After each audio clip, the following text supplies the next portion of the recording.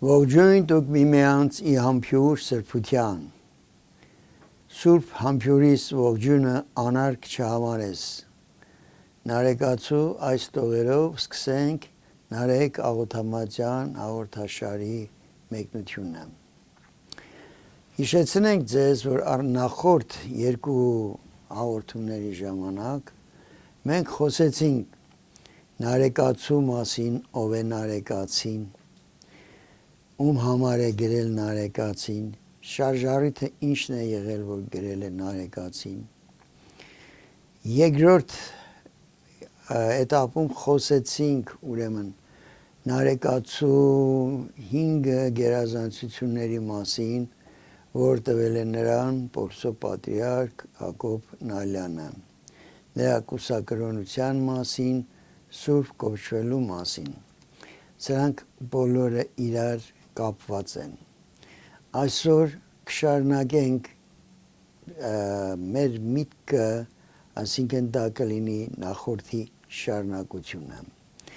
Տեսեք, ասեցինք, որ Նարեկացին ունի 5 առավելություններ, նկարագրեցինք նրա համազգեստը, կրոնական զգեստի տակ ապրող մարդը, նրա որակը, էությունը։ Այս ամենը հետևությամբ բերում է մի նոր, ուրեմն մտածելակերպի, մի նոր ծանուցման, մի նոր բացահայտման։ Ահա այս վարքի շնորհիվ էր, որ Նարեկացին, կուսակրոն կենցաղայի շնորհիվ էր, որ Նարեկացին Աստծուց ստացավ երևումներ, պատումներ, մտքեր, գրելու շնորհ։ Տեսեք, նրա կուսակրոն վարքի պարգևը, վարձքը այն էր, ինչ որ Նարեկացու տվեց Աստված։ Հիմա այսօր մենք խոսելու ենք Աստվածամոր եւ Նարեկացու կապի մասին, մայր եւ որդի հասկացողության մասին։ Կարծում եմ այս բաժինը ավելի շատ հետաքրքրելու է կանանց եւ հուսով եմ, որ նրանք մի պահ կթողնեն իրենց գործերը ու կհետևեն մեր հաղորդաշարին, որը երկարավուն չէ, կարճ է, համառոտ, բայց ավելի նպատակային եւ արդյունավետ եւ կարեւոր յուրաքանչյուրի համար։ Ուրեմն եթե ես օրինակ եմ բերում եկեղեցուց, դա չի նշանակում, որ սա միայն հավատացողների համար է, Նարեկացին բոլորի համար է, մենք անցյալում ասեցինք, ուղղակի քանի որ նա սուրբ վարդապետ է եւ հայրը Խոսրով Անձևացին եպիսկոպոս էր եւ գրել էր Պատարագամատուցի, ուրեմն մեկնություն, շատ հաճախ մենք խոսենք, որտեւ ի վերջո Նարեկացին ինչ մեկնություններ էլ տան, ինչ անուններ, ինչ կոչումներ էլ տան, նա վերջո առաքելական սուրբ եկեղեցու վարդապետ է, մինչև հիմա էլ նա վարդապետ է։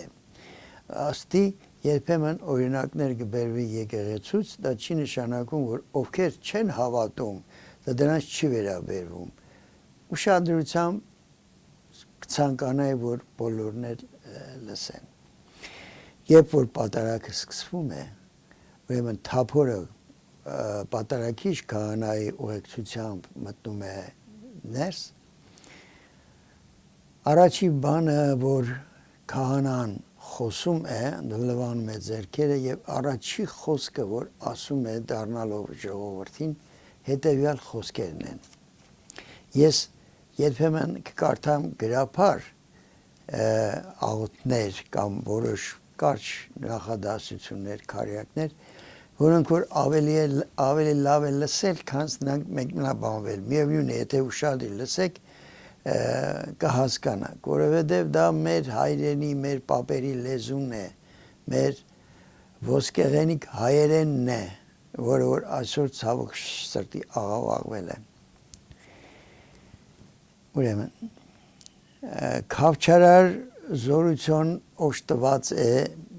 ուրեմն պատարագի հաղորդությունը, որ տրվում է ժողովրդին։ Ուրեմն, քահանան ասում է, առաջի խոսքը. եւ վասն սրբուհու աստվածազնի բարեխոսության Տեր ընկալ զաղաչանս մեր եւ կեցոզ մեզ մի ուրիշ տեղ նորից շարունակում է ասպես ընկալ Տեր զաղաչանս մեր բարեխոսությամբ սուրբ աստվածազնի անարատ ծնողին միազնի որդվոքո մեղա աստուծո խոստովանիմ առաջի աստծո եւ սրբուհու աստվածազնին Այսինքն պատարագիչ կահանան, երբ որ սկսում է խոսելու, առաջի բանը, որ նա ասում է, հիշատակում է Սուրբ Մարիամ Աստվածածնին եւ խնդրում նրա բարեխոսությունը։ Չմոռանանք, որ առաջի մեծագույն Սուրբը հայ առաքելական եկեղեցին համարում է Մարիամ Աստվածածնին։ Ինչու Մարիամ Աստվածածնի այ պատկերը տեսնում եք դուք մեր խորաներում Հիսուս Քրիստոսը իր մանուկ Հիսուս Քրիստոսը կրկին կա ինչու է նարեկացին այդքան շատ հիշատակում Մարիամ Աստվածածնին նախ ձեզ հիշեցնենք որ նարեկացին շատ փոքր հասակում կորցրել է իր մորը մեծացել է առանց մոր մեծացել է եկեղեցում Նարեկացին լավ գիտեր եկեղեցու պատարագի աստվածամոր քավչարար զորությունը որովհետև հայրը որ գրում էր այսինքն մշակում էր պատարագամատույցը այդ բաժինները նարեկացուն լավ ծանոթ են այստեղ մի հետաքրքիր պահ կա ուրեմն մոր կյանք տալը ուրեմն երեխային ինքնին արդեն գոյության գաղտնիք է իսկ Աստծուն հաճել է որ այս գոյության գաղտնիքին միանում է նաև փրկարար զորությունը եթե կույս Մարիամը չլիներ Հիսուս Քրիստոս չէր լինի այս տրամաբանությամբ ուրեմն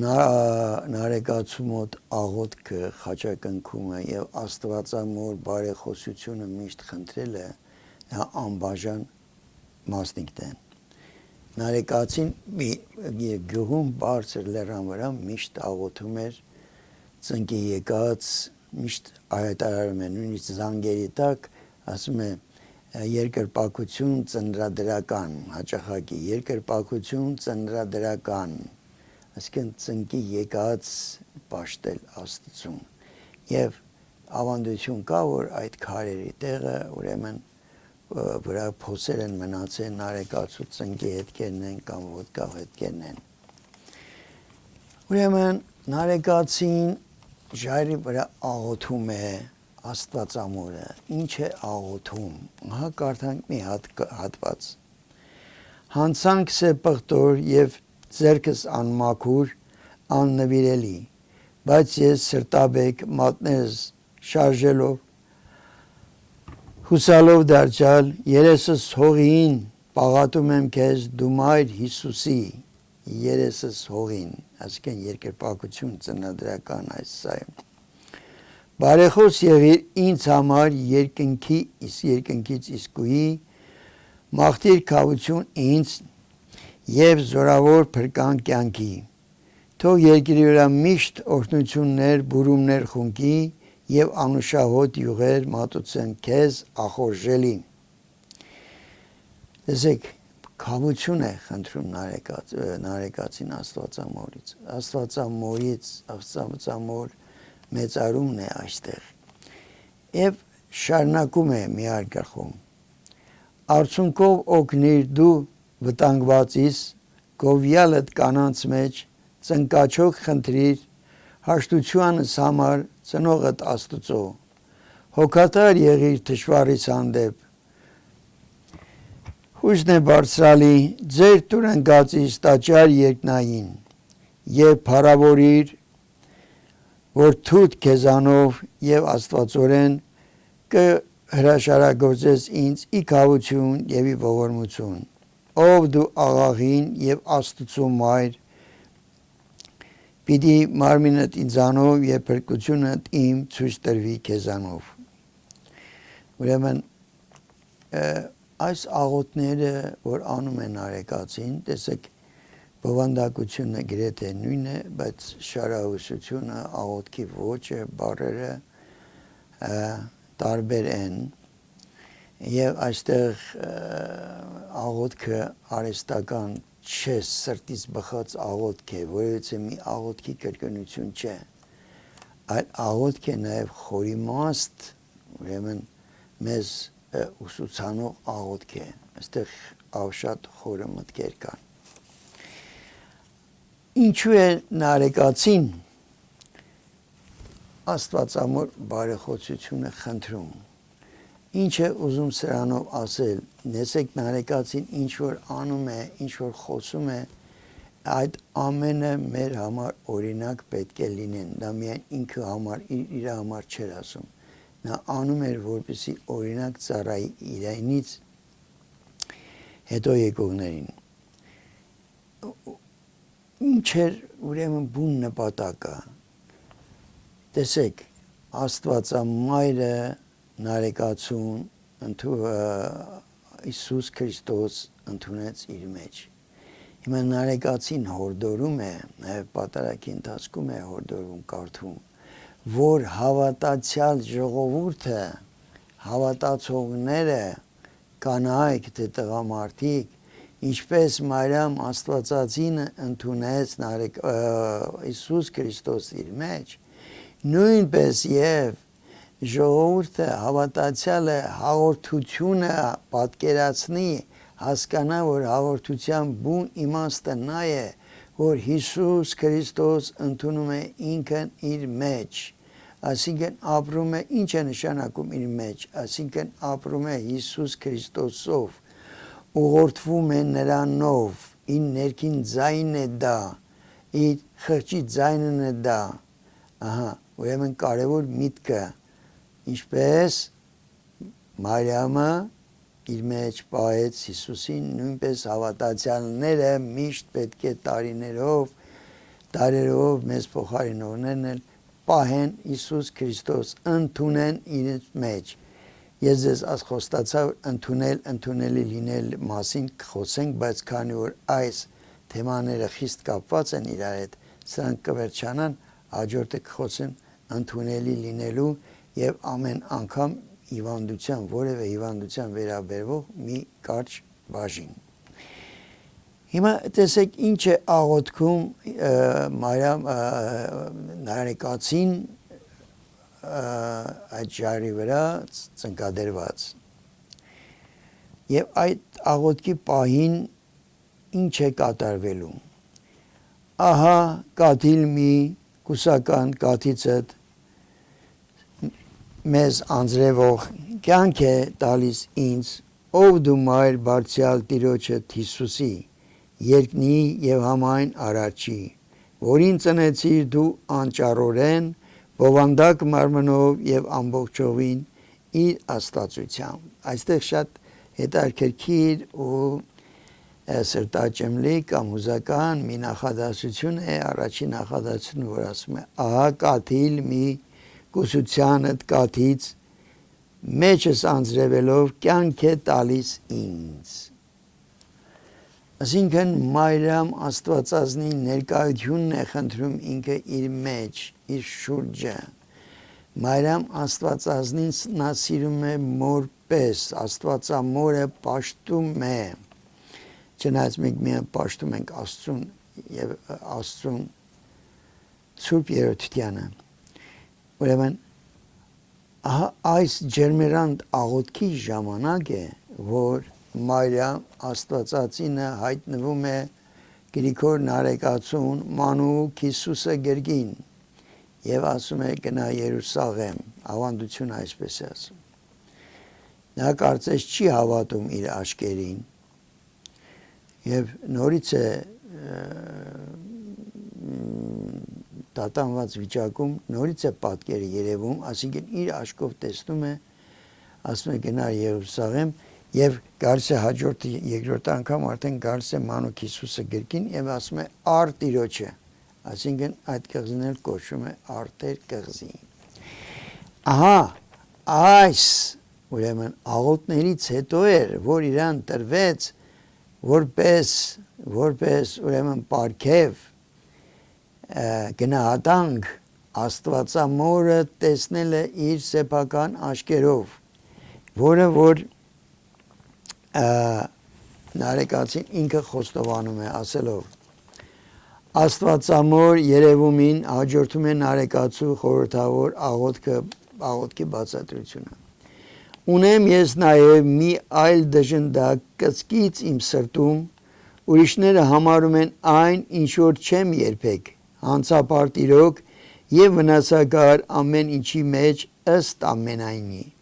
հանդեպ տերությանց եւ աստվածային հայտնությունների եւ արարչագիր երևումների եւ խոնարհությանց հանդեպ սոսկալի եւ նրա հանդեպ որին ես իմ աչքերով տեսա եւ որի համար ես ավելի եմ պատասխանատու քան թե համորեն ավետարանի Ահա տեսեք ուրեմն Գրիգոր Նարեկացուն գալիս են երևումներ տեսիլքներ դա չի ասում ինչ երևումներ ինչ տեսիլքներ են գալիս բայց ասում են նրան որ իմ աչքերով տեսա ասինքն Աստվածամորը մասին որ նոր մի քիչ առաջ պատմեցինք եւ ասում են ավելի եմ դրա առաջ պատասխանատու քան համորեն ավետարանի բայց այս ուրեմն այս բան է գլուխը ասինքն 27-րդ գլուխը Նարեկացի գ ենթաբաժնի 3-րդ ենթաբաժնի շարունակությունը դուք ինքներդ կարդացեք այնտեղ միտքը ասեն Նարեկացին ասում են չնայած որ տեսեք ուշադիր լսեք Չնայած այն բանին, որ ես Նարեկացու, ես Աստվածամորը տեսա իմ աչքերով մանուկ Հիսուսը գերգին, դրանից հետո նույնիսկ ես խելքի չեկա ու մեղքեր եմ գործում, որ արդեն ներելի չեն, քանի որ ես տեսել եմ Աստվածամորը։ Տեսեք ինչ է ուզում ասել, ինքը մեղքեր չի գործել, ինքը սուրբ է Նարեկացին։ Այսա օրինակ է ծառայեցնում, որ ասի երբեմն մարդիկ հրաշք են ուզում, հրաշքները լինում են, հրաշքին էլ չեն հավատում, կան չեն հասկանում, բայց շարունակում են իրենց մեղսալից ուրեմն կյանքը, ահա աս Նարեկացին զգուշացնում է, որ տեսեք, այսպիսի բաներ տեսնողներ, գուցե կան, բաներ են տեսնում, երևումներ, պատումներ, բայց դրանից հետո նորից շարունակում են իրենց մեղսալի գործը, իսկ Սա Նարեկացու համար արդեն մի մեծ ուրեմն պարգև էր, որ նա Աստծուց ստացավ տեսնելով Աստվածամորը։ Նարեկացին նաև գովերգում է Մարիամ Աստվածազնին հ գլխում, ասինքն մի մեծ գլուխ, որը որ նվիրված է ամբողջովին եկեղեցուն, եւ մի փոքրիկ հատված մենք կարդանք մի փոքրիկ հատված կարդանք Նարեկացու գովերգության մասին նվիրված Աստվածամորը բայց քանզի արգանդից որ հղացվեցի ծնված հոգևոր երկունքով մեծ եւ երջանիկ անարատ դժխո իսկուհի բոլոր կույսերի գովելի ու պանցալի իմ մորը հարկ է այսինքն գովելի եւ պանցալի իր մայրը ինքը համարում է եկեղեցին իսկ իսկուհի բոլոր կույսերի, այսինքն եւ Աստվածամար, եւ իսկություն, եւ եկեղեցի, սրանք ամբողջը նույնացնում է իրար հետ։ Սանվանած կարգով արձանագրել այս մատյանի մեջ, որպեսի ծանուցվի եւ ցուցադրվի նաեւ այլ գալիք ազգերին, պատմվի խնկելի փառքի մեծությունը, արժանի պաշտումով պատժված իբրև մաքուր մարմին, որի գլուխը մատեղացած բան Աստված է, ի հիշատակ հավատի այս ճարի երրորդության դավանության։ Ասում է այս գրքում ես զետեղում եմ, գովերգում եմ Աստվածամորը որպես իսկուհի, որպես եկեղեցի, որպես Աստվածամայր,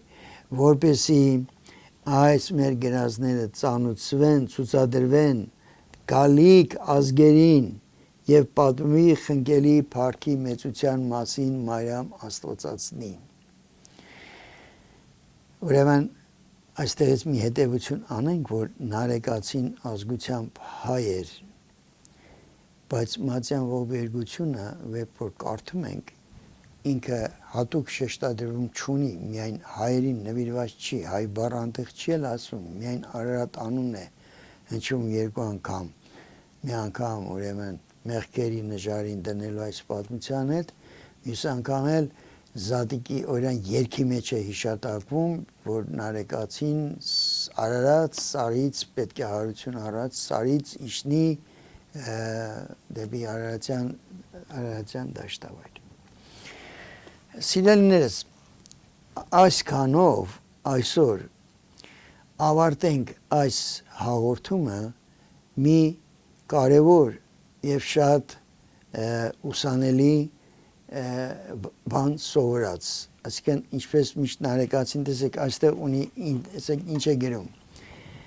սոսկ մուտքի եւ անօգուտ ելք չհետևես ջերմությունն հավատից քեզ պարզ չթվա ուրեմն ասում է